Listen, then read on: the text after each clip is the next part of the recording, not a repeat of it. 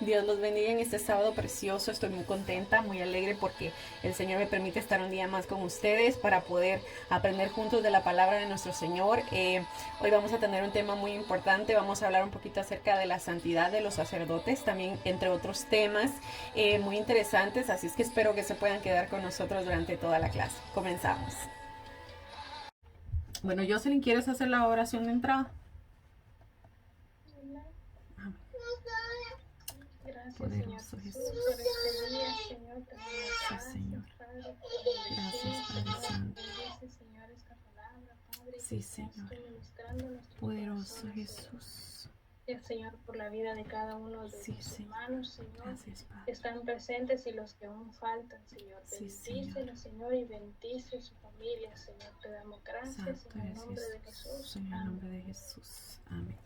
Bueno, otra vez bienvenidos. Estoy muy contenta de que hayan podido conectarse hoy.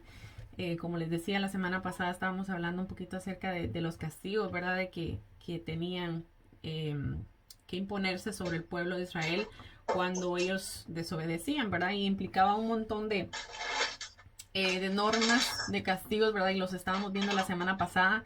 Entre esos, ¿verdad? Estaba el castigo que se le imponía a los que consultaban a los adivinos, ¿verdad? Y en este caso también a los adivinos. Y por eso estábamos hablando un poquito acerca de la desobediencia del rey Saúl. Y entramos un poquito a ese tema. Pero esta semana vamos a tocar el tema acerca de la santidad de los sacerdotes. Y prácticamente, como estaba diciendo Jocelyn, nos habíamos quedado la semana pasada en el capítulo 20 de Levítico. Y esta semana vamos a estudiar el capítulo 21 del libro de Levítico. Y se trata más que todo, ¿verdad?, de los requisitos para los sacerdotes que servían como ministros de Dios, ¿ok? Entonces, cuando nosotros hablamos de sacerdotes, no estamos refiriéndonos, ¿verdad?, a los sacerdotes de la religión popular, ¿verdad? Porque en el Nuevo Testamento Dios no mandó a que hubieran sacerdotes como habían en el Antiguo Testamento, sino que bueno, en este caso, ¿verdad? Lo que es los sacerdotes que se le habían ordenado al pueblo de Israel.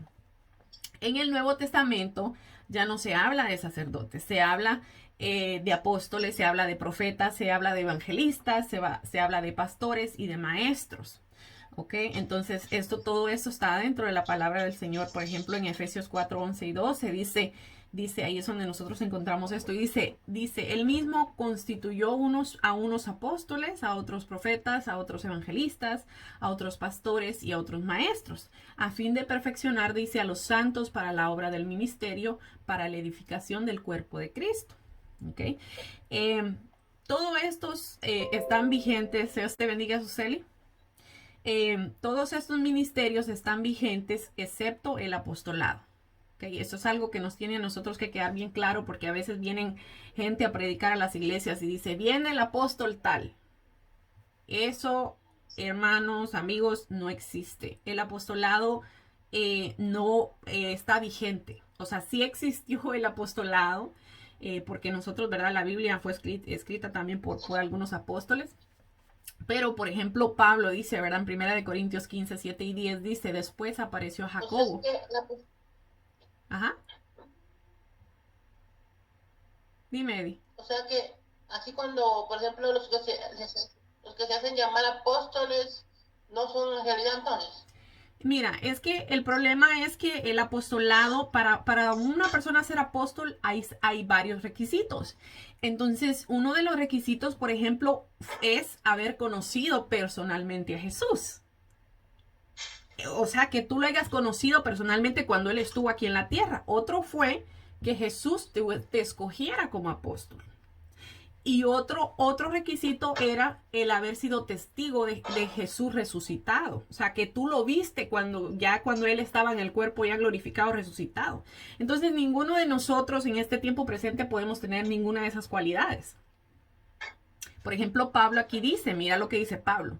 Dice, después, dice, apareció a Jacobo, dice, después a todos los apóstoles y al último de todos. Mire, Pablo está diciendo que él es el último de todos. Dice, y al último de todos, como a un abortivo, me apareció a mí, dice Pablo. Porque yo soy el más pequeño de los apóstoles, que no soy digno de ser llamado apóstol porque perseguía a la iglesia de Dios.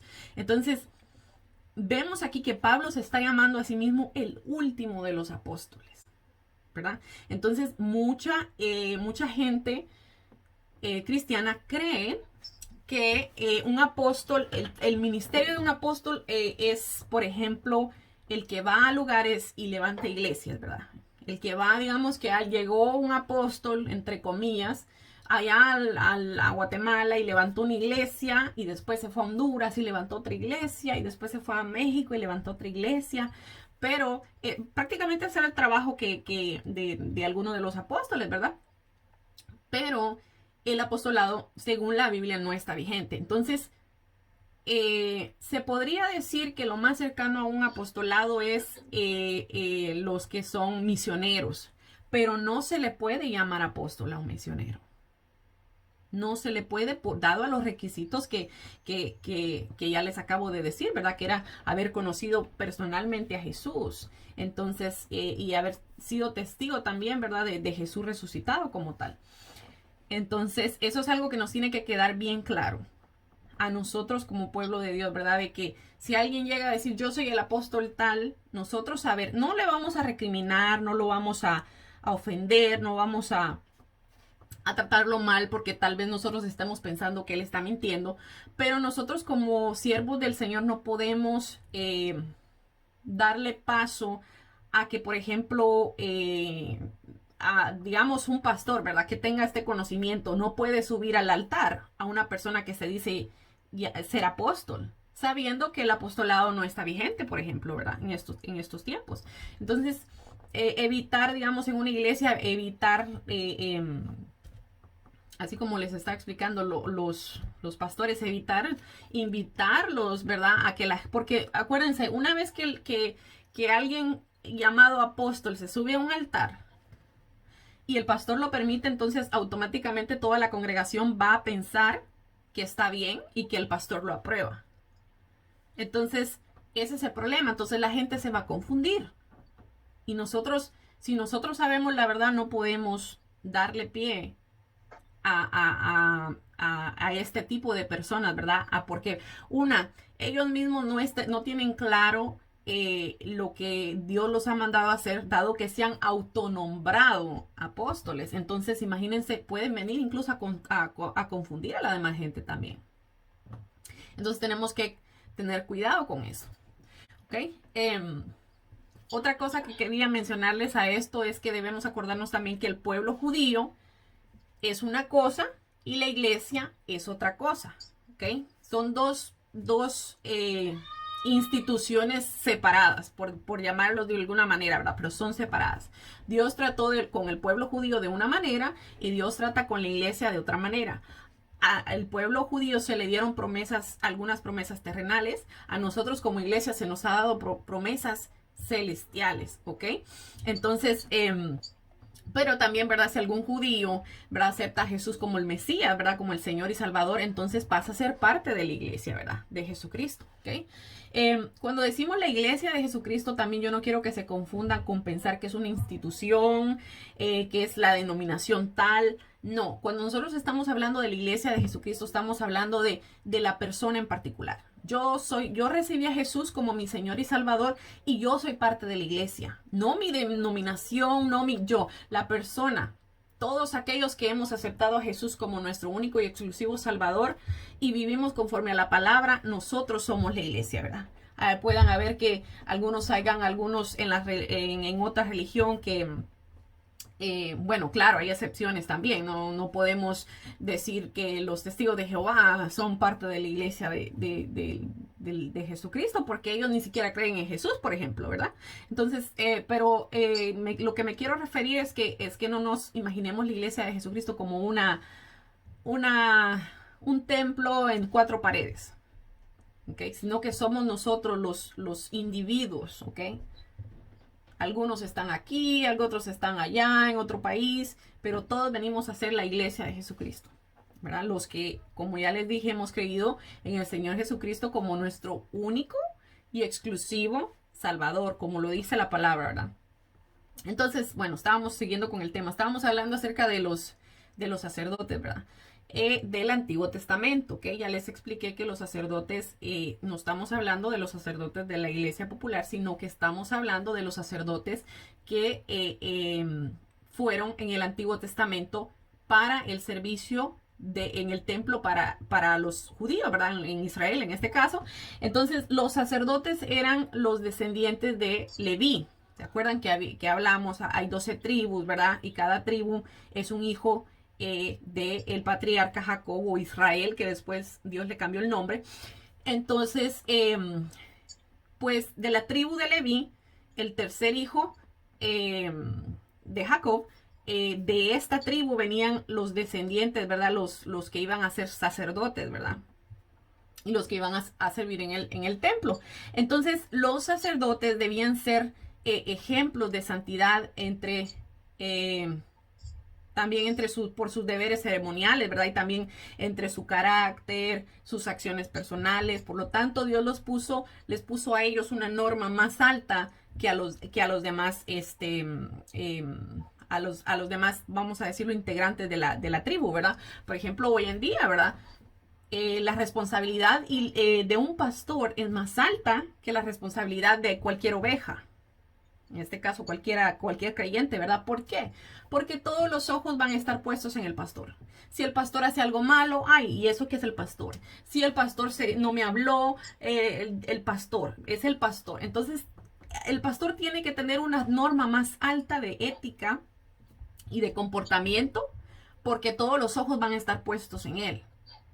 Los líderes de la iglesia tienen que tener una regla, pues no quiero llamarlo regla porque cada uno de nosotros en nuestro carácter personal, debemos de estar conscientes de que hay gente observándonos.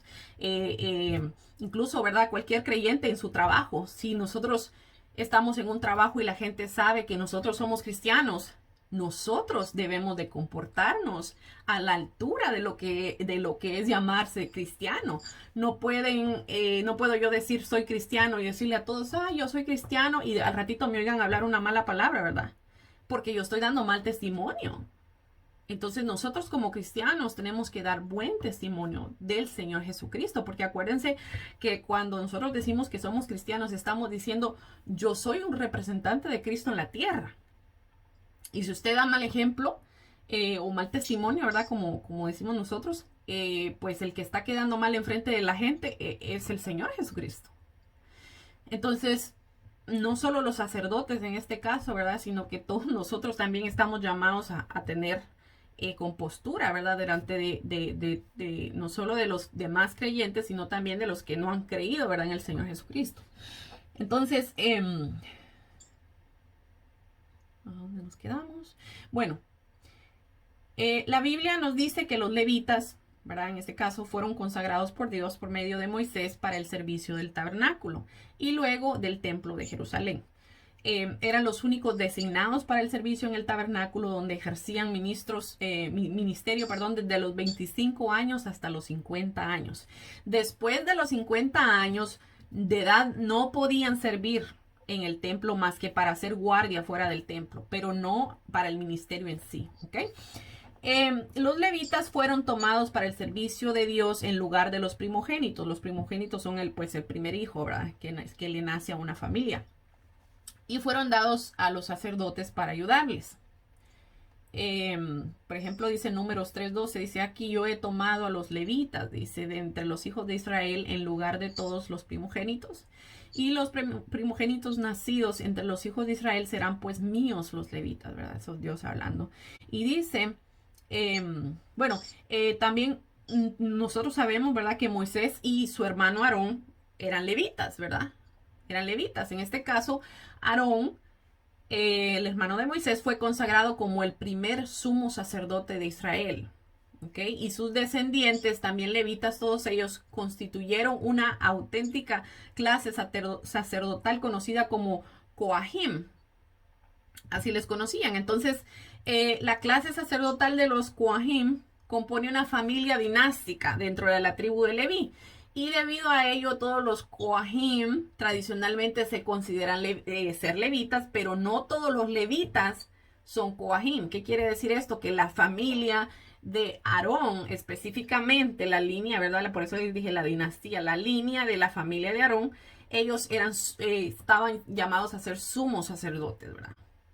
En cambio, los demás levitas eran sacerdotes, pero servían en el templo. Ahora, el sumo sacerdote era el que cada año conducía el sacrificio, ¿verdad? Para perdón de los pecados para el pueblo, ¿verdad? El que llevaba a cabo los sacrificios. El único que estaba autorizado para entrar donde estaba la presencia del Señor una vez al año, ¿ok? Nadie más podía entrar, solo el sumo sacerdote a ofrecer el holocausto, ¿verdad? En este caso un animalito, como ya les había explicado, a ofrecerlo en sacrificio para perdón de los pecados del pueblo, ¿verdad? Eso quisiera que quedara un poquito claro. Entonces los demás levitas pues solo estaban para servir en el templo, para limpiar, para poner el incenso en donde iba, en ese tipo de cosas, ¿verdad? Entonces, como les dije, ¿verdad? Era solo la línea directa de Aarón, pero los demás levitas eran llamados a servir en el templo, ¿ok? Luego que el sacerdocio, perdón, se convirtiera en derecho de los descendientes de Aarón, los demás levitas asumieron su función secundaria en la ceremonia, ¿verdad? La posición de los levitas en el campamento de las 12 tribus de Israel fue también siempre estratégica porque el Señor ordenó que vivieran alrededor del tabernáculo, ¿verdad? Y también solicitó que solo los miembros de esta tribu se dedicaran a su servicio y exclusivo, ¿verdad? O sea que era la única tribu que podía servir en el templo, ¿ok? Ahora, dada su condición sacerdotal y su responsabilidad en lo concerniente a las decisiones de la naturaleza política, también los miembros de la tribu de Leví constituían un grupo diferenciado dentro del pueblo de Israel. Es como decir de que era un grupo, no quisiera llamarlo privilegiado, aunque sí eran, pero que eran muy respetados pues, dentro de la comunidad, ¿ok? También otra cosa a mencionar acerca de los sacerdotes. Por ejemplo, una vez que Josué, ¿verdad? Que fue el que, vamos a hablar acerca de Josué más adelante, pero Josué fue el que condujo, después de que murió Moisés, Josué fue el que condujo a Israel a tomar la tierra prometida, ¿verdad? Él fue el encargado de repartir la tierra. Entonces, cuando concerniente a los levitas, ¿verdad? Fue la única tribu que no recibió ciudades. ¿Para qué? Porque no se les permitió ser dueños de tierras, porque el Señor les dijo, ¿verdad? Que Él era su herencia. Y como ellos iban a servir en el templo, no tenían herencia, sino que se las repartieron como un poquito de cada tribu. Y en sí ellos no tenían tierra de herencia. ¿Ok? Entonces, porque también, ¿verdad? Su única función era también la de entregarse a todo lo relacionado en el templo de Jerusalén, la adoración, la alabanza, los sacrificios, las ofrendas, entre otros. Así que no poseían tierras. Los levitas también vivían de las ofrendas. Dios te bendiga, Jonathan. Los levitas vivían de las ofrendas del pueblo, ¿ok?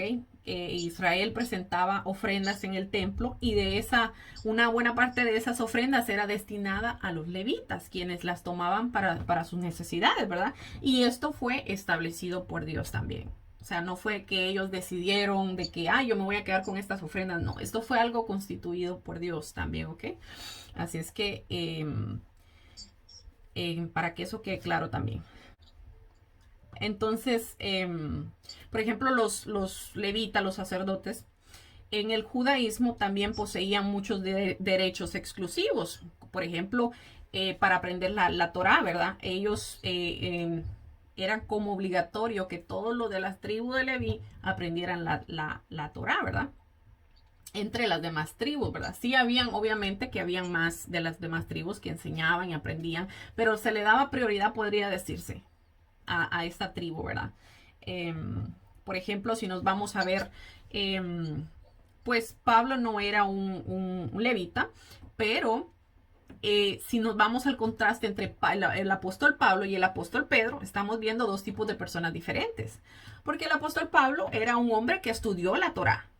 estudiado, era un hombre, era un fariseo. Los fariseos eran los maestros de la ley, ¿verdad? Entonces, pero por otro lado vemos a Pedro, que era un simple pescador y que no tenía ese gran conocimiento de la palabra de Dios que tenía Pablo. Vemos que en la sociedad también había este desbalance, ¿verdad? Que no todos eran estudiados, que no todos tenían el mismo alcance para estudiar tampoco, ¿verdad?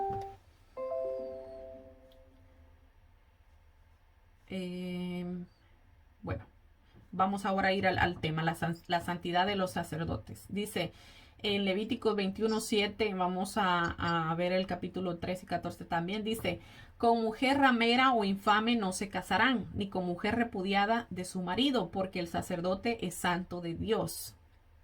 Tomará por esposa a una mujer virgen. Vemos que hay diferencias. Aquí se les prohibía casarse con una prostituta y la mujer que ellos escogieran tenía que ser virgen. Y dice, no tomará viuda, escuchen, no podía ni casarse con una viuda, ni repudiada, o sea, de alguien divorciado tampoco se podían casar. Ni infame ni ramera si tomara de su pueblo una virgen por mujeres, sino que tomará de su pueblo una virgen por mujer. A los sacerdotes se les prohibía casarse con este tipo de mujeres, ¿verdad? Tenía que ser una viuda. O también podía ser una viuda, una virgen, perdón. O también podía ser una viuda de un sacerdote, pero tenía que haber sido mujer de un sacerdote.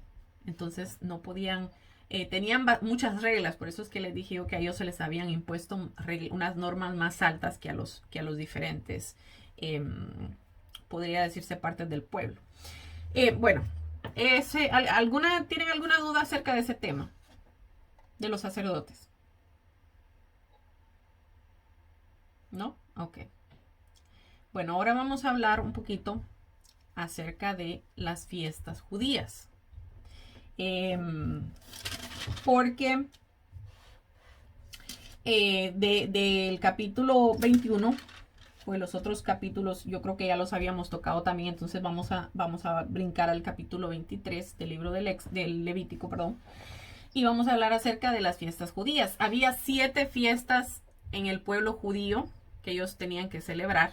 Y el propósito de las fiestas era de reflexionar sobre la bondad de Dios y de recordar que eran el pueblo de Dios. ¿Okay? La celebración de las fiestas solemnes requería de 77 días al año, en los cuales los israelitas no debían dejar su trabajo y dedicarse al culto a Dios, ¿verdad? Entonces, por ejemplo, aquí vemos, ¿verdad? ¿Cuántos días tiene el año? 365, creo. De esos 365 días, 77 días del año eran de fiestas solemnes para el pueblo judío. Por ejemplo, está la fiesta de Purim. Es importante que nosotros conozcamos estas fiestas porque Jesús asistió si nosotros nos vamos a leer la historia en los evangelios, la historia de Jesús, pues vamos a encontrar que Jesús asistió a estas fiestas, ¿verdad? Algunas de estas fiestas. Entonces, por ejemplo, está la fiesta de Purim y esta la encontramos en el libro de Esther. Ok, es el capítulo 9 y vamos a leer el versículo 20 al 31. Dice... no sé si tal vez han oído esta historia, pero no la quisiera contar toda porque nos vamos a atrasar. Pero dice, y escribió Mardoqueo estas cosas y envió cartas a todos los judíos que estaban en todas las provincias del rey Asuero, cercanos y distantes. Bueno, yo creo que en lo que vamos a leer resume un poquito la historia, por qué ellos estaban haciendo esta fiesta. Dice, ordenándoles que celebrasen el día 14 del mes de Adar y del 15 del mismo cada año, como días en que los judíos tuvieron paz de sus enemigos y como el mes que de tristeza se les cambió en alegría y de luto en día bueno, que los hicieron días de banquete y de gozo para enviar provisiones cada uno a su vecino y dádivas a los pobres. Y los judíos aceptaron hacer según habían comenzado lo que les escribió Mardoqueo. Porque Amán, aquí va a resumir un poquito la historia, dice, porque Amán, hijo de Amadatea, Agageo, enemigo de los judíos, habían ideado contra los judíos un plan para destruirlos y habían echado Pur, que quiere decir suerte. O sea que esta gente había ideado un plan, ¿verdad?, para destruir a todos los judíos y para consumirlos, dice, y acabar con ellos. Sabemos que el hecho de que quieran acabar con los judíos no empezó en este siglo, ¿verdad? Porque si nos vamos a ver un poquito atrás en la historia, por ejemplo, Hitler trató de exterminar a los judíos, ¿verdad? Yo no sé si han visto documentales tal vez de esto, pero el pueblo de Dios siempre lo han tratado de eliminar. ¿Ok? Y vemos que aquí en esta parte de la historia pues también podemos ver esto, ¿verdad? Incluso Jesús a este tiempo pues ni había venido en carne y sangre, ¿verdad? Ya querían exterminar al pueblo, ¿verdad? Entonces Mardoqueo mandó, ¿verdad? Que a todo el pueblo judío de que celebraran esta fiesta, ¿verdad? Porque, y por eso dice la Biblia, dice, por esto lo llamaron estos días Purim, por el nombre de Pur, porque les habían echado suertes como para maldecirlos, ¿verdad? Pero Dios lo cambió en bendición. Ok, bueno, no voy a leer lo demás. Pero esta fiesta se celebra entre febrero y marzo en nuestro calendario actual, pero para los judíos este es el mes número 12. Ok, por ejemplo, también está la fiesta de la Pascua, que esta es bien importante. La fiesta de la Pascua, ¿ok? Dice la palabra Levíticos 23:5, dicen, en el mes primero a los 14 del mes, entre las 2 tardes, dice, Pascua es de Jehová. Esta se celebra entre marzo y abril en el calendario judío y corresponde al primer mes en el calendario judío, ¿ok? Está también la fiesta de los panes hacimos o los panes sin levadura, como se conoce, entre marzo y abril. Esto también lo encontramos en Levítico. Dice, y a los 15 días de este mes es la fiesta solemne de los panes sin levadura a Jehová. 7 días comeréis panes sin levadura. Estas son fiestas que todavía las siguen celebrando los judíos. Dice, la fiesta también de las primicias entre marzo y abril. Dice, habla a los hijos de Israel y diles, cuando hayas entrado en la tierra que yo os doy y seguéis su mies, o sea, y seguen su cosecha, ¿verdad? Traeréis al sacerdote una gavilla por primicia de los primeros frutos de vuestra siega. So, vemos que se le llevaba también al Señor, había una fiesta para dedicarle los frutos, ¿verdad? Los primeros frutos al Señor de las cosechas. Y esas... yo creo que esas tradiciones deberían de todavía hacerse, ¿verdad? Porque qué bonito sería que los agricultores, ¿verdad? De su primer cosecha llevaran y le dijeran al Señor, Señor, te presento aquí como ofrenda, ¿verdad? La cosecha que yo sembré, y estas son las primicias, ¿verdad? Yo creo que sería algo muy bonito, ¿verdad? La fiesta también, la fiesta de las trompetas, dice que esto es a mediados de septiembre en el calendario judío, es el mes séptimo. Y dice, habla a los hijos de Israel y diles, en el mes séptimo, al primero del mes, tendréis día de reposo, una conmemoración al son de trompetas y una santa convocación. Y la fiesta también de los tabernáculos. Dice, en los tabernáculos habitaréis 7 días. Todo natural de Israel habitará en tabernáculos, para que sepan vuestros descendientes que en tabernáculos hice yo habitar a los hijos de Israel cuando los saqué de la tierra de Egipto, yo Jehová vuestro Dios. Está también el día de expiación, y dice en Levítico, siempre Levítico 23, dice, a los 10 días de este mes séptimo será el día de expiación. Tendréis santa convocación y afligiréis vuestras almas y ofreceréis ofrenda encendida a Jehová. Fíjese que en esta fiesta de la expiación se mandaba que se afligieran las almas de las personas, ¿verdad? Todo el pueblo, porque era el día de expiación por los pecados del pueblo, ¿verdad? Entonces se le pedía al pueblo, ¿verdad? Que sintieran esa aflicción en su alma, porque era el día que se iba a hacer ese sacrificio. También está la fiesta de las 7 semanas. La fiesta de las semanas, también llamada la fiesta de Pentecostés. De esto vamos a entrar a hablar. Eso es un tema bien interesante. Dice, contaréis desde el día que sigue al día de reposo, desde el día en que ofrecieres la gavilla de la ofrenda mecida, 7 semanas cumplidas serán. Y dice, y contaréis desde el día que sigue el día de reposo, desde el día en que ofreciste la gavilla, ofrenda mecida, 7 semanas cumplidas serán. Hasta el día siguiente del séptimo día reposo contaréis 50 días. Entonces ofreceréis el nuevo grano a Jehová. Imagínense, dice que la fiesta de las semanas también era llamada la fiesta de Pentecostés. ¿Ok? Pentecostés significa 50, porque como ya vimos que se iba a celebrar 50 días. Entonces se celebra el final de la cosecha de trigo, 50 días. ¿Ok? Y después de la fiesta de los primeros frutos. ¿Ok? So, ese día el pueblo de Dios daba gracias por sus dádivas, ¿verdad? Abundantes de alimento y por todo lo que lo sustentaba. Entonces, ese día era que le llevaban esa ofrenda al Señor y daban gracias por ello, ¿verdad? Entonces, fue el día de Pentecostés que Dios derramó de su Espíritu Santo sobre los discípulos de Cristo. Por eso es que se le dice el día de Pentecostés, ¿verdad? Y vamos a leer esta historia, es bien interesante, bien bonita. Porque aquí marca el comienzo de la historia de la iglesia de Jesucristo. No nació en Roma como muchos creen, no.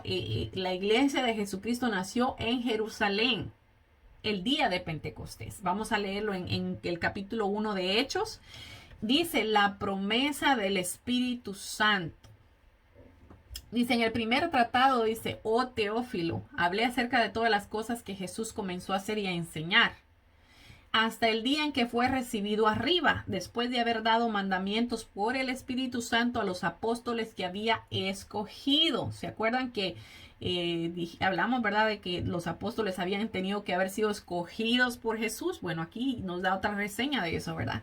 Dice, a quien también después de haber aparecido, mire como ya, y aquí nos da otra parte. Dice que también se les apareció, se presentó vivo, dice, con muchas pruebas indubitables, apareciéndoseles durante 40 días y hablándoles acerca del reino de Dios. Fíjense que se les apareció durante 40 días. ¿Ok? Y dice, y estando juntos les mandó que no se fueran de Jerusalén, sino que esperasen la promesa del Padre, la cual les dijo, oísteis de mí. Porque Juan ciertamente bautizó con agua, mas vosotros seréis bautizados con el Espíritu Santo dentro de no muchos días. Entonces, estuvo 40 días Jesús con ellos. Él ascendió al cielo y les dijo a los apóstoles, vayan y esperen hasta que venga la promesa del Espíritu Santo. Entonces, al final de esta fiesta, en el día 50, el Espíritu Santo vino sobre los apóstoles. Vamos a ver, dice la ascensión. Bueno, lo que les estaba diciendo, ¿verdad? Que después de habérseles aparecido 40 días, él ascendió al cielo. Dice, entonces los que se habían reunido le preguntaron diciendo, Señor, ¿restaurarás el reino de Israel en este tiempo? Y les dijo, no os toca a vosotros saber los tiempos o las sazones que el Padre puso sobre su sola potestad. Y dice, pero recibiréis poder cuando haya venido sobre vosotros el Espíritu Santo y me seréis testigos en Jerusalén, en toda Judea, en Samaria y hasta el último de la tierra. Y habiendo dicho estas cosas, viéndolo ellos, fue alzado y les recibió una nube que lo ocultó de sus ojos. Sabemos que Jesús ascendió al cielo, ¿verdad? Y dice, y estando ellos con los ojos puestos en el cielo, entre tanto que él se iba, he aquí que se pusieron junto a ellos 2 varones con vestiduras blancas, los cuales también les dijeron, varones galileos, ¿por qué estás mirando al cielo? Este mismo Jesús que ha sido tomado de entre vosotros al cielo, así vendrá como le habéis visto ir. Aquí nos deja saber, ¿verdad? Que así como Jesús subió al cielo, va a regresar un día a traernos a nosotros, ¿verdad? A recogernos a nosotros, para nosotros podernos ir con él. Dice, entonces volvieron a Jerusalén desde el monte que se llamaba del Olivar, el cual estaba cerca de Jerusalén, camino a un día de reposo. Y enterados subieron al aposento alto, fíjense, juntos, donde moraban Pedro y Jacobo, Juan, Andrés, Felipe, Tomás, Bartolomé, Mateo, Jacobo, hijo de Alfeo, Simón el celote y Judas el hermano de Jacobo. Todos estos perseveraban unánimes en oración y ruego con las mujeres y con María, la madre de Jesús, y con sus hermanos. Vemos que ahí estaban también la madre de Jesús, la madre terrenal de Jesús, y también estaban los hermanos de Jesús. ¿Ok? Entonces seguimos con el relato. Dice la venida del Espíritu Santo. Dice, cuando llegó el día de Pentecostés, estaban todos unánimes juntos y de repente, dice, vino del cielo un estruendo como de un viento recio que soplaba, el cual llenó toda la casa donde estaban sentados. Y se le aparecieron lenguas repartidas como de fuego, asentándose sobre cada uno de ellos, y fueron todos llenos del Espíritu Santo y comenzaron a hablar en otras lenguas, según el Espíritu les daba que hablasen. Miren qué tremendo. Wow. Es precioso leer eso, ¿verdad? Porque sabemos que nosotros podemos ser parte, somos parte de este acontecimiento también, ¿verdad? Pero en este caso, ¿para qué vino el Espíritu Santo el día de Pentecostés? Eso es una pregunta, ¿verdad? Bueno, el Espíritu Santo vino para capacitar al creyente a vivir una vida santa y agradable para Dios. También nos da el poder para poder ser testigos, como dice la palabra del Señor Jesucristo. Y es una señal del poder de Dios en el creyente. Es el que nos consuela también por medio de las dolorosas pruebas, ¿verdad? Entonces, el Espíritu Santo viene a dar esa capacidad al creyente de poder resistir, de poder enfrentar la vida, ¿verdad? De una perspectiva diferente también. Entonces dice, bueno, referente a lo que estábamos hablando acerca del Espíritu Santo, por ejemplo, los israelitas ni nosotros hubiésemos podido cumplir la ley, porque dice la ley en Santiago, bueno, dice la Biblia, perdón, en Santiago 2:10 dice, porque cualquiera dice que guarde toda la ley, pero ofendiere, dice, en algún punto se hace culpable de todos los demás puntos de la ley.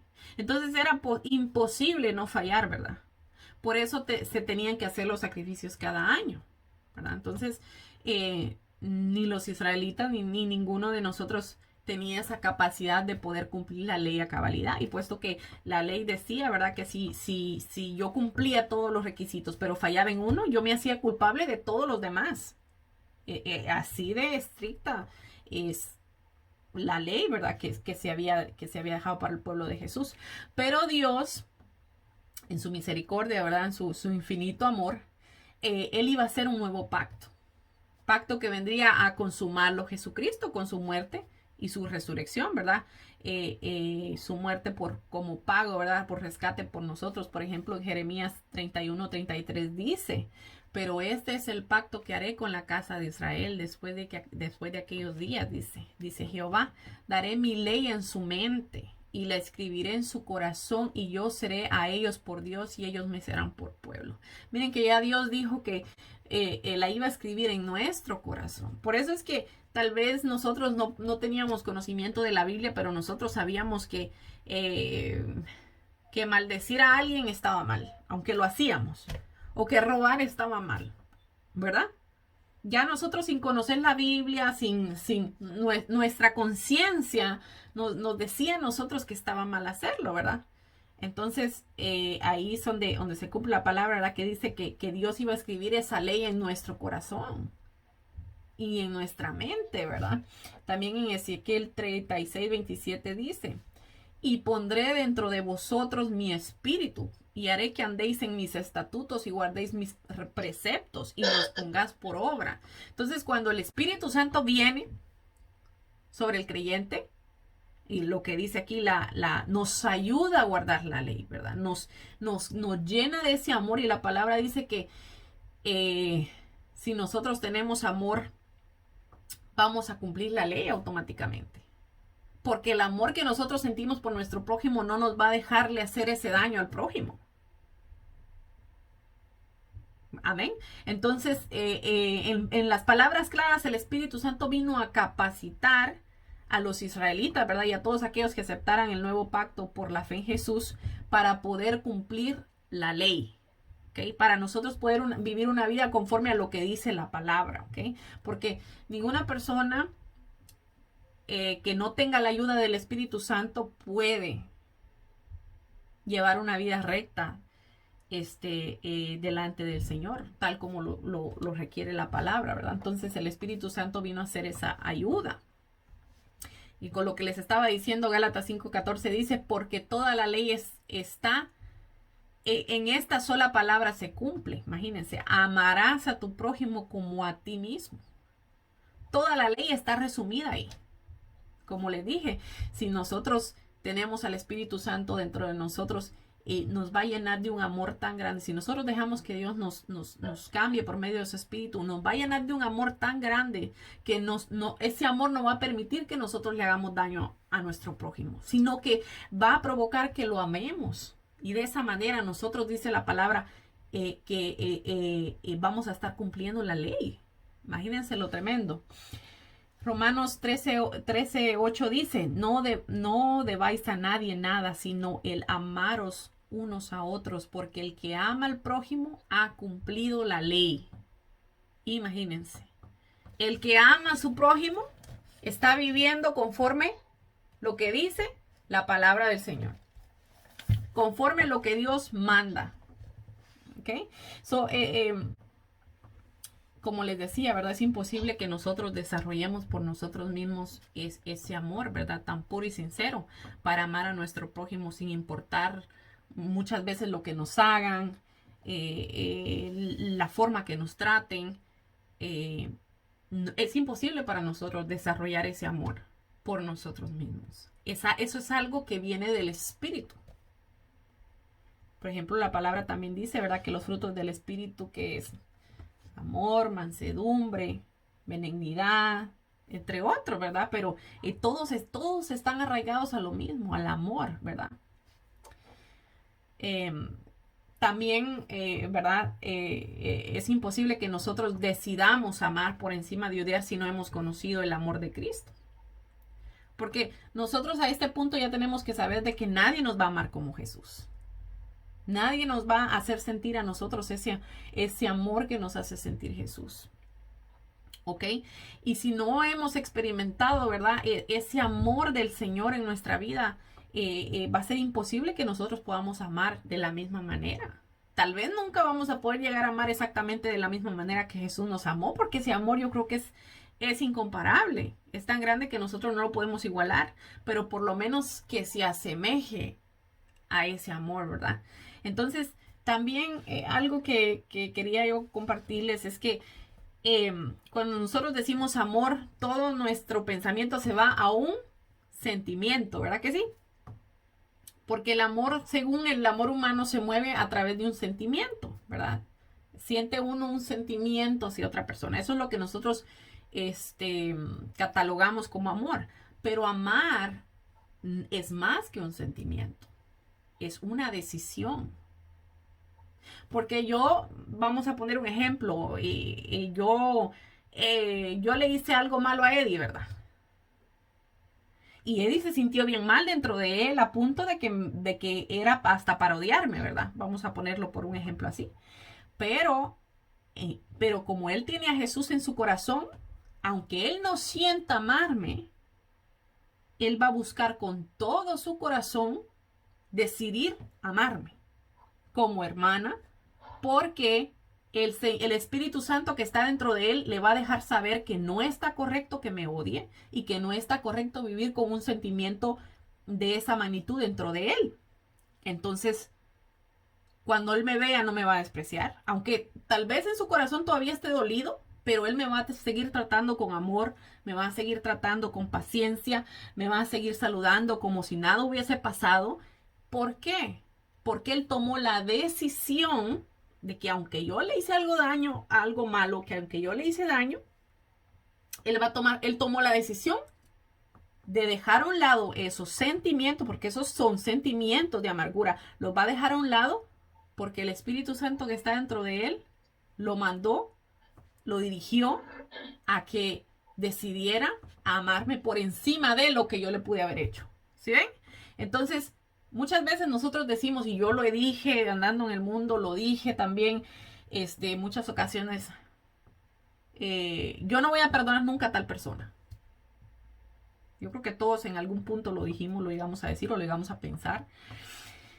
Y cuando nosotros llegamos a los caminos del Señor, nos damos cuenta que el perdonar no es una opción, es un mandato. Es un mandato que nos da el Señor. Y muchas veces nosotros decimos, no, yo voy a perdonarlo cuando yo sienta en mi corazón que lo puedo perdonar. Si nosotros nos vamos a eso, nunca vamos a sentirlo. Porque nosotros como seres humanos, en nuestra pecaminosidad, no está ese don de ser perdonativo, de ser como dijera yo, no rencoroso, sino que al contrario, nuestro ser está invadido, ¿verdad? Esos sentimientos egoístas, malos. Entonces, ¿qué dices? Ser vengativo también. Ajá, Hay mucha gente que es bien vengativa. Uh-huh. Entonces nosotros, como les decía, ¿verdad? Si nosotros decimos, cuando yo sienta perdonarlo, lo voy a perdonar. Nunca lo va a sentir. Nunca. ¿Por qué? Porque nosotros no, como les dije, ¿verdad? Nosotros nacemos con esa semilla de rencorosa dentro de nosotros, que nos hacen algo y nosotros queremos reaccionar rapidito. Pero con el Señor es diferente, porque nosotros tenemos que, aunque no lo sintamos, como ya les dije, tenemos que tomar la decisión. Tomar la decisión. Ok, yo voy a perdonar, porque si yo no perdono, ¿qué dice la palabra? El Señor no me va a perdonar a mí. Imagínense, así de grave es esto. Que si nosotros no perdonamos al hermano, al que nos ofende, ¿cómo le vamos a venir a decir al Señor, Señor, perdóname a mí? Cuando que yo no quiero perdonar a mi hermano, o a mi amigo, o quien sea que me haya hecho daño. Esto es tremendo. Y una amargura de esas puede tener atada a la persona y estancarla, y no dejar que esa persona avance en los caminos del Señor, ¿verdad? Entonces dice en Filipenses, refiriéndome a esto, ¿verdad? Que el amar es más que un sentimiento, ¿verdad? Es una decisión. Dice en Filipenses 1:9-10, dice, y esto pido en oración, dice, que vuestro amor abunde más y más en ciencia y en todo conocimiento. Quiere decir que el amor no solo se basa en un sentimiento. Nosotros podemos amar con entendimiento y sabiduría y ciencia, nos dice aquí la palabra, dice, para que probéis lo mejor a fin de que seáis sinceros e irreprensibles para el día de Cristo. Sabemos que amar no es un sentimiento. Nosotros podemos amar con la inteligencia, con el conocimiento que Dios nos da, porque ahora nosotros antes no amábamos a quien nos amaba, ¿verdad que sí? Pero a nuestros enemigos que nos hacían algo, no los queríamos y punto, se acabó. Pero ahora, con el conocimiento que nosotros tenemos del Señor, transmitido a nosotros por su palabra y por su Espíritu Santo, nosotros ahora vamos a amar, aunque no lo sintamos, vamos a amar porque nosotros tenemos conocimiento de Dios y sabemos que es que tenemos que amar. Dios te bendiga. Que tenemos que amar por encima de que lo sintamos o no lo sintamos. Entonces, eso es algo que tenemos nosotros que reflexionar. Estamos hablando, Cecilia, bienvenido, estamos hablando acerca de que amar no es un sentimiento en sí, sino que es una decisión, ¿verdad? Estábamos hablando de lo que dice en Filipenses 1:9-10, ¿verdad? Que dice que dice, esto pido en oración, dice que vuestro amor abunde más y más en ciencia y en todo conocimiento. Entonces les estaba diciendo yo a ellos de que el amar no es simplemente un sentimiento, sino que ahora que nosotros ya tenemos conocimiento del Señor, nosotros vamos a decidir amar por encima de el mismo sentimiento que nosotros tenemos, ¿verdad? Amén. Dice, y en Ezequiel 36:27 dice, y pondré dentro de vosotros mi espíritu, y haré que andéis en mis estatutos y que guardéis mis preceptos y que los pongáis por obra. Amén. En la carta de los romanos, Pablo les recarga, ¿verdad? Acerca de esto, cuando les dice que Pablo no dice, ¿verdad? Que uno debe de guardar la ley para ser salvo, sino que uno debe de ser salvo para guardar la ley. ¿Por qué? Porque los que no son salvos no pueden recibir, ¿verdad? Como les estábamos hablando también, Cecilio, entrando a esto del Espíritu Santo. Por eso es que saltamos de un tema hacia otro, pero ya más o menos vas a ir viendo cómo es que nos movemos en la clase. ¿Por qué nosotros, por qué Pablo decía prácticamente esto, verdad? Que nosotros no podemos prácticamente eh, guardar la ley para ser salvos, sino que debemos ser salvos para nosotros poder guardar la ley. ¿Por qué? Porque los que no son salvos no pueden recibir al Espíritu de Dios. Por ende, sin el Espíritu de Dios es imposible, como ya les había dicho, ¿verdad? Lo que leímos acerca del Espíritu Santo, es imposible que nosotros podamos cumplir la ley. En este caso, ¿verdad? Amar con el amor de Cristo. Porque solo por medio del Espíritu Santo nosotros vamos a poder experimentar o conocer o el significado de ese amor, ¿verdad? Que el Señor tiene por nosotros. Entonces, como les decía, ¿verdad? Toda la ley se resume en amar a nuestro hermano. Entonces, si nosotros no tenemos el Espíritu Santo, ¿cómo? Si nosotros no tenemos, no hemos experimentado ese amor de Dios dentro de nosotros, ¿cómo nosotros vamos a poder amar a nuestro hermano? Y si nosotros no amamos a nuestro hermano, no vamos a poder cumplir la ley, ¿verdad? Que es la palabra del Señor. Amén.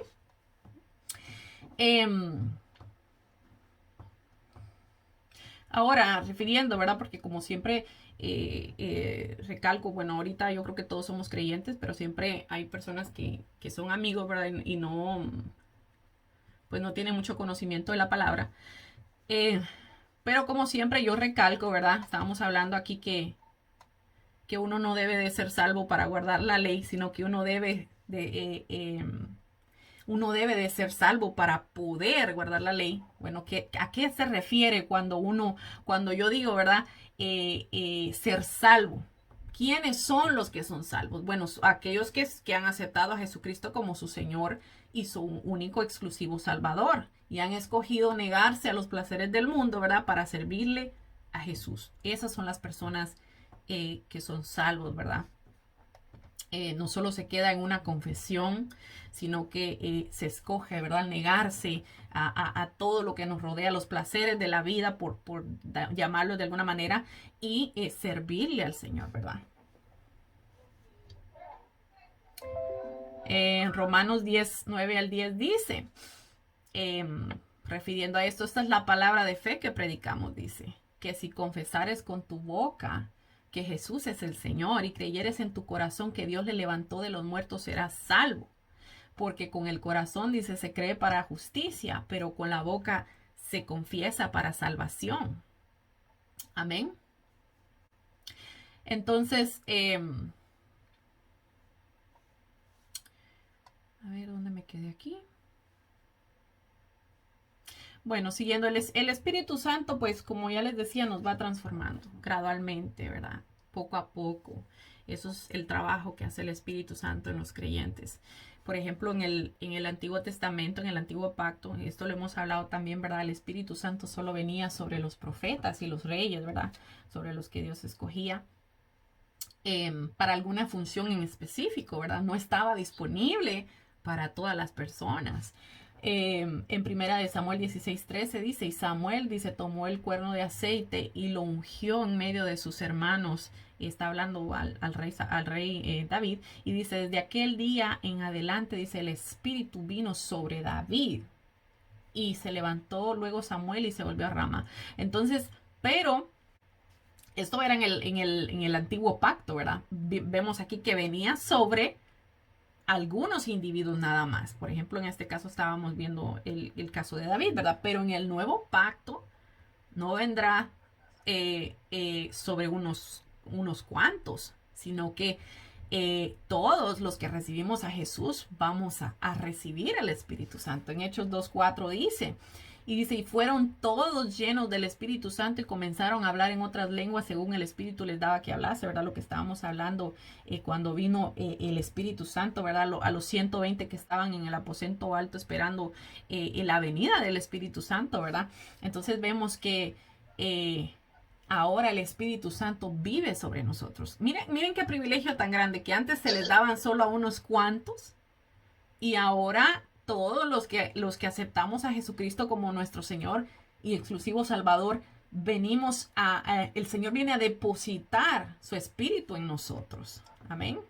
No sé si, Cecilio, compártenos algo acerca de esto que estamos hablando. Yo sé que tú eres un estudiante de la palabra y nos puedes añadir algo a esto, no sé, en tu experiencia personal, algo que nos quieras compartir sobre esto. Creo que te estás refiriendo al punto de el amor y el punto de la obediencia, tanto como en el punto del Espíritu Santo, a través del amor y ayudar a nuestros hermanos. Eso es lo que he entendido hasta este momento. No sé si sí. Sí, estábamos hablando, estábamos hablando acerca del Espíritu Santo, de lo que el Espíritu Santo viene a hacer en el creyente, ¿verdad? En este caso, eso era lo que estábamos hablando, sí captaste lo que estábamos hablando. Sí, muy bien.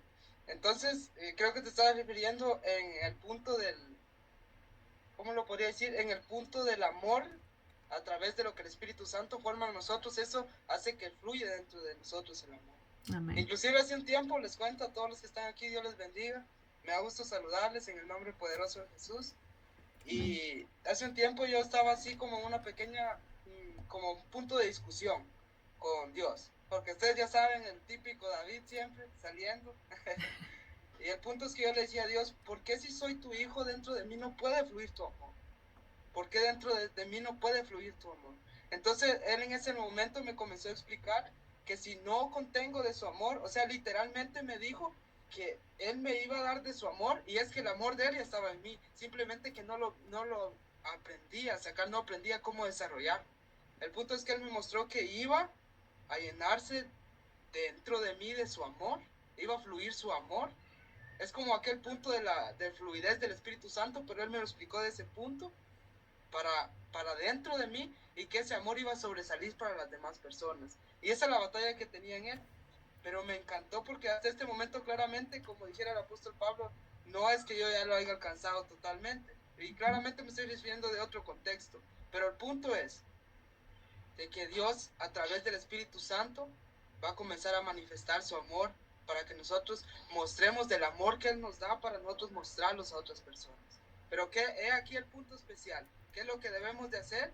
¿Qué es lo que debemos de hacer? Es estar buscando y anhelando la obediencia al Espíritu Santo, y eso va a hacer que dentro de nosotros fluya el amor de una forma sobrenatural, no solo para nuestra familia, que ahí es donde más nos cuesta, les cuento, nuestra familia. Amén. Pero luego de nuestra familia va a ir las personas que están a nuestros alrededores, van a ir las personas que conocemos, nuestros amigos con los que trabajamos, y al final va a llegar a un punto tan poderoso que vamos a ser como el Cordero inmolado, como Cristo, como aquel que daba la palabra y en su boca siempre había amor. ¿Que ustedes creen que Cristo tuvo amor a través de todo lo que hizo? Amén, claro que sí. Demostró todo el amor a través de él mismo humillarse para ponerse en la cruz, y eso a nosotros nos viene a motivar para ser igual que él, pero no con nuestras fuerzas, y eso es lo especial, sino con las fuerzas del Espíritu Santo. Amén. Y pues bueno, eso tengo que agregar, mi amiga. Gracias. Y de hecho, hasta ahí llegó la clase, ¿verdad? Hasta ahí yo la había preparado. Y gracias porque realmente añadiste el punto. Tú dices que tú estabas teniendo esa lucha de que, Señor, ¿por qué yo no puedo? ¿Por qué ese amor no puede fluir? Y tú dijiste algo bueno, el amor está, solo que tú no sabes cómo expresarlo, cómo ponerlo en orden, cómo ponerlo en práctica. Y eso es lo que yo les decía a ellos, que a ver, muchas veces nosotros nos sentamos a esperar que lo sintamos, a esperar que nosotros sintamos el amar a alguien. Y muchas veces no van a ser de un día para otro. Y yo les explicaba a ellos, ¿verdad? Que el amor es un conocimiento. Y ese conocimiento viene por el amor que nosotros empezamos a experimentar del Espíritu Santo, de nuestro Señor Jesucristo. Entonces, tú diste perfectamente el punto final con tu ejemplo, ¿verdad? Con lo que te pasó. Exactamente lo que yo les estaba tratando de explicar a ellos, ¿verdad? Que no es un sentimiento, sino que es más que eso. Es un conocimiento que nosotros ya podemos experimentar, nosotros los creyentes, ¿verdad? En este caso, nosotros 4 somos creyentes. Entonces, nosotros ya con esa experiencia que hemos tenido, imagínense tantas veces que el Señor nos ha perdonado, tantas veces que le hemos fallado al Señor, y ese amor, sin embargo, está ahí. ¿Ustedes creen que el Señor no se duele cuando nosotros le fallamos? Claro que se duele. Pero su amor, que como dice la misma palabra, sobrepasa todo entendimiento, ese amor es el que nos perdona. Y es el mismo amor que nosotros debemos de tener dentro de nuestro corazón para nosotros poder darle a la gente, no solo para el Señor Jesucristo, sino para todos nuestros hermanos, ¿verdad? Así es que gracias por ese comentario. Jocelyn, no sé si tú quieres agregar algo respecto a esto.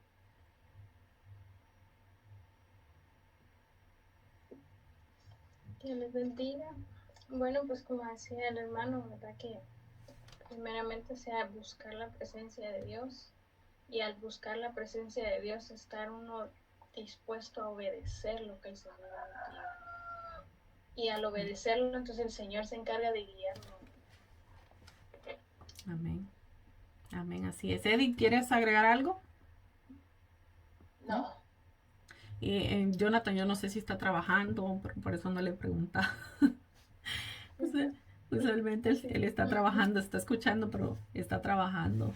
Bueno, entraste un poquito tarde. Pero tengo una duda. Ah, ahí está. Díganos. No, y este tema que tocó él, o sea, sí me impactó ahorita bastante porque, o sea, nosotros con Jocelyn, ¿verdad? Hemos tenido muchas luchas así como en familia, ¿verdad? No solo en familia como nosotros, como ella y yo, sino que también en la familia de cada uno, ¿verdad? Y ahí es donde nosotros nos ponemos a pensar de que, o sea, y a veces llegamos a pensar, como dijo Elba, que entonces Dios, ¿qué está haciendo? Si yo no veo que está haciendo nada. Entonces, ese es el momento de uno de duda, pero ahí está lo que dijo él, ¿verdad? Somos nosotros los que, o sea, los que tenemos esa duda, él ahí está. Uh-huh. Pero sí, ha sido bien difícil. O sea, es bien difícil, yo lo he sentido bien difícil, pero ahí vamos. Ahí Eso es vamos. todo. No, y sabe que Jonathan, acuérdense que las luchas que nosotros más grandes tenemos, como bien dijeron todos, son familiares. ¿Por qué? Porque son las personas más cercanas a nosotros. Y porque son las personas por las cuales el Señor nos va a procesar. ¿Por qué? Porque son familia. No es un hermano que vas a ver de aquí a un año, cada año. Son los que vas a ver todos los días, los que vas a convivir todos los días con ellos. Y sabes que la mayoría de veces, casi todos los días, van a haber desacuerdos. Pero aún por encima de esos desacuerdos, tienes que amarlos. Imagínate estarlos viendo todos los días. Y que todos los días te hagan algo malo. Todos los días los tienes que perdonar. Porque eso es lo que manda la palabra a nosotros hacer.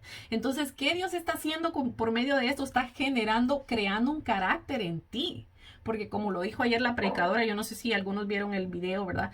Dijo, Dios nos procesa porque Él quiere que nosotros no seamos cristianos de que al primer problema que llegue lo tiremos todo y nos vayamos. Dios quiere que nosotros seamos cristianos de carácter, que no importa lo que venga, lo que me hagan, lo que me digan, yo voy a permanecer. ¿Y cómo nosotros vamos a lograr permanecer? Porque nosotros hemos sido ejercitados por medio de las pruebas para permanecer. Y si nosotros no tuviéramos problemas, ¿cómo nosotros vamos a desarrollar ese carácter? Amén. Entonces, yo siempre digo, miren, y uno se desespera, cuando llegan esas luchas, uno se desespera a veces, pero hay algo que siempre el Espíritu me ministra y es esto. Todas las cosas obran para bien para aquellos que aman al Señor. Entonces, yo sé que si yo tengo una lucha, yo sé que Dios la permitió porque Él quiere hacer algo bueno conmigo, o está bregando con mi carácter, con mi personalidad, con mi paciencia, con algún punto débil que yo tengo, pero algo Dios está haciendo. Y como dice Jonathan, ¿verdad? A veces uno se pone a pensar, ¿y entonces Dios qué está haciendo? Dios está haciendo algo por en medio del proceso. Todo proceso que llega a nosotros, acuérdense, por ejemplo, el proceso que pasó José. Imagínense qué proceso tan grande. Lo vendieron sus hermanos, llegó, lo compraron como esclavo. Por fin encontró un poquito de estabilidad. La mujer esta lo acusa de algo que no hizo, lo meten a la cárcel. Imagínense. Y en la cárcel, pues el otro, cuando le dio le reveló el sueño al panadero bueno, acordate de mí, háblale al faraón de mí. Se olvidó de él. Y estuvo en la cárcel por algo que no había hecho. Pero todo ese proceso que pasó, miren, él siempre le fue fiel al Señor. Entonces él escogió serle fiel al Señor y al final la recompensa, ¿verdad? Tuvo que haber pasado todo eso para llegar hasta donde Dios lo iba a poner. Entonces, así es como nosotros tenemos que mirar los procesos, como un camino hacia la perfección de lo que Dios quiere para nosotros. Amén. Es que vamos a orar, porque ya nos pasamos siempre la clase dura 1 hora y hoy sí que nos pasamos, pero gloria a Dios porque me gustó mucho al final, ¿verdad? Que pudimos compartir acerca de este tema. No fue lo que empezamos hablando, pero yo siempre trato de introducir, ¿verdad? Temas del Nuevo Testamento dentro de lo que estamos estudiando del Antiguo Testamento, porque estamos estudiando 2 temas que a la larga se entrelazan. Entonces, no solo estamos viendo el Antiguo Testamento, sino que estamos tocando temas del Nuevo Testamento también. Y así vamos a poder también ir abarcando un poquito más acerca de lo que estamos estudiando. Amén. Así es que vamos a orar. Cecilio, ya que te inauguraste hoy, pues te vamos a inaugurar con la oración final también. Así es que si nos quieres llevar en oración. Claro que sí, mi hermana, con Amén. mucho gusto. Bueno, cerremos nuestros ojos, por favor, en el nombre de Jesús. Poderoso Jesús. Padre, en el nombre de Jesús, seamos muchas gracias hoy por Gracias, permitirnos estar reunidos aquí en esta Gracias, enseñanza Padre Santo. que tú nos has permitido realmente por tu gracia y Gracias, tu Señor. misericordia, papá. Gracias por permitirnos Gracias, llegar Jesús. hasta este momento, permitirnos llegar hasta esta hora, Gracias, porque Señor. nuestros pies no están firmes, porque nosotros tenemos fuerzas, Sí, sino porque Señor. tú nos lo has Gracias, Padre. permitido, papá. Gracias, Hoy te Señor. bendigo, Padre, y te exalto y te doy toda Sí, gloria y Señor. toda honra. Gracias, Y te Señor. pido, Padre, por todos los que están en Sí, esta Señor. reunión, Gracias, para que tú Padre. los llenes de bendición, para que tú los Poderoso llenes de Jesús. procesos en la fe, para que tú los Santo llenes en una Jesús. transformación espiritual y que como mi Poderoso. hermana, Padre, lo ha dicho, que todas las Santo cosas Jesús. nos ayudan a bien en ti. Sí, Padre, te Señor. bendigo en el nombre de Jesús En el nombre y de te Jesús, pido que Señor cada vez poderoso. nosotros podamos tener un encuentro nuevo, una nueva transformación Sí, en ti Señor y en Dios tus poderoso. manos, En el Padre, nombre de nos Jesús, quedamos. Padre Santo. Recuerda, papá, que somos tus hijos Glorioso y tú Jesús. eres nuestro Padre por siempre, eres y serás por siempre para con nosotros, papá.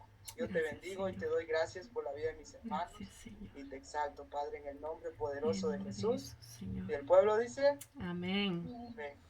Bueno, Dios me los bendiga, Dios me los guarde y si Dios permite, nos vemos el sábado. Yo creo que a la misma hora y por el mismo canal, como dicen por ahí. Adiós, Dios me los bendiga. Dios me lo bendiga. Dios.